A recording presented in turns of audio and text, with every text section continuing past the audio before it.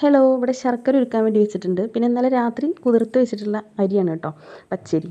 പിന്നെ കുറച്ച് അത് പോരാൻ തോന്നിയപ്പോൾ കുറച്ച് അരിപ്പൊടി കൂടി എടുത്ത് വെച്ചിട്ടുണ്ട്. പിന്നെ ഏലക്കായ, നല്ല ജീരകം ഒക്കെ അതിലേക്ക് ഇട്ടു കേട്ടോ. ഏലക്കായ തൊലി കളഞ്ഞിട്ടാണ് ഇട്ടത്. അപ്പോൾ പഴം എടുത്തിട്ടുണ്ട്, പാളയംകോടൻ പഴം. അപ്പോൾ ഏകദേശം നിങ്ങൾക്ക് മനസ്സിലായിട്ടുണ്ടാവും എന്തുണ്ടാക്കണം എന്നുള്ളത്. ചൂടാറിയതിന് ശേഷം ചെറിയൊരു ചൂടിലാണ് കേട്ടോ ഈ ശർക്കര ഇതിലേക്ക് വെച്ച് കൊടുക്കുന്നത്. ചെറുക്കൻ ഇന്നലെ രാത്രി മുതലേ എനിക്ക് ഉണ്ണിയപ്പം തിന്നാൻ തോന്നുന്നുണ്ട് എന്ന് പറഞ്ഞു. അപ്പോൾ ഞാൻ പറഞ്ഞു എന്തായാലും അപ്പം ഉണ്ടാക്കാൻ പറ്റില്ല എന്ന് പറഞ്ഞു. അപ്പം ഉണ്ടാക്കാൻ പറ്റില്ല പറഞ്ഞു. എന്നിട്ട് അന്ന് തന്നെ കുറച്ച് അരി വെള്ളത്തിലിട്ട് വെച്ചിട്ടുണ്ടായിരുന്നു.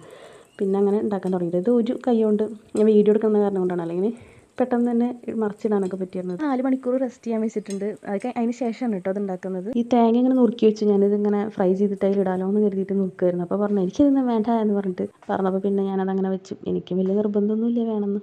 ഇത്തവണ എനിക്ക് കാര്യമായിട്ട് പൂരം ആഘോഷിക്കാൻ പറ്റില്ല, പൂരത്തിന് പോകാൻ. എന്നാലും എഴുന്നള്ളിക്കുന്ന ഒരു സമയത്ത് ഞാൻ അമ്പലത്തിലോട്ട് പോയിട്ടോ.